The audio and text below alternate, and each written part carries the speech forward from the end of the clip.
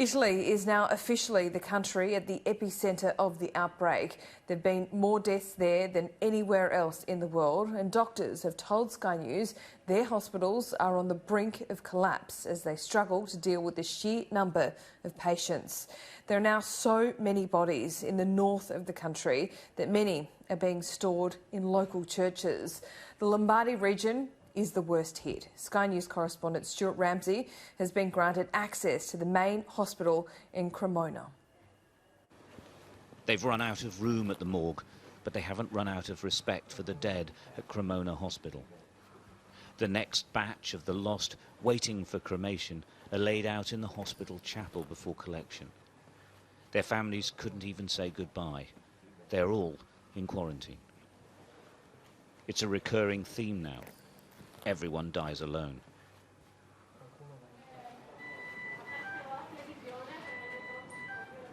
They came from here, the hospital's intensive care unit, which is on the brink of collapse.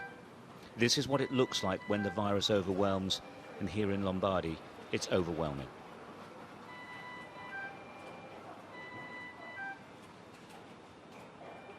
These patients are critically ill. In all probability, they won't make it. The staff have no cure available to them. They're just trying to keep them alive. Every 13 to 16 hours, they turn the patients over to relieve the pressure on the lungs. Without doubt, she wouldn't survive without constant attention. The patients are highly contagious. Where possible, they're observed from a distance, but most of the time, that isn't possible.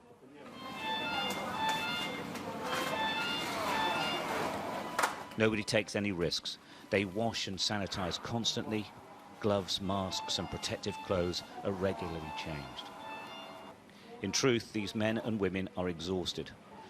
The system is at breaking point, and they are as well. But they keep going. They aren't the front line in this war. They are the only line. It's a very dangerous, is a disaster, is a tsunami. And we are here 12 hours a day. Only we are go to home for a few hours and come back here for the work, because we are here for the patients. The first, perhaps only bit of good news for the teams here is this man. We couldn't approach him. He's still too weak, but he waved. He is recovering. After 2 weeks, he is getting better. In that 2 weeks, though, not one other person on this ward improved, or worse, they died.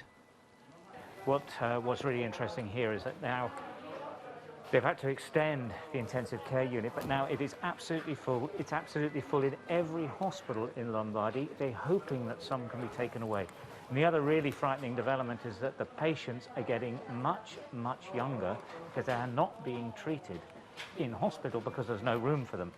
That is a big, big change, because the virus has mainly affected the older age groups. Now they're talking about people in their 30s and 40s. That hasn't been seen anywhere so far. The only illnesses being treated in Cremona Hospital now are linked to the coronavirus, and it's spreading.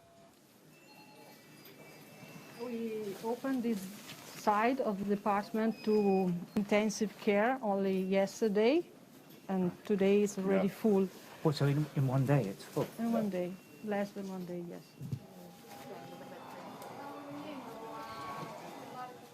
Emanuela Catenacci is a neurosurgeon normally. Now she's working in intensive care. She asked to send a message to the world. Lockdown.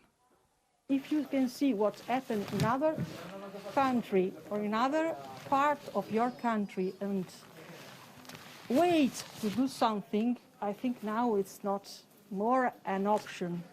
Maybe at the beginning we didn't know exactly what would be happen, but now we know what happened. It's you don't don't think that it's happening here and it can't happen everywhere else. It will.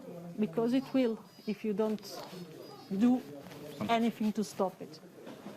In Lombardy, they haven't run out of hope, but they're struggling with pretty much everything else. They're waiting for the epidemic to peak, but it could be weeks. It could be much longer. Stuart Ramsey, Sky News, Cremona, Italy.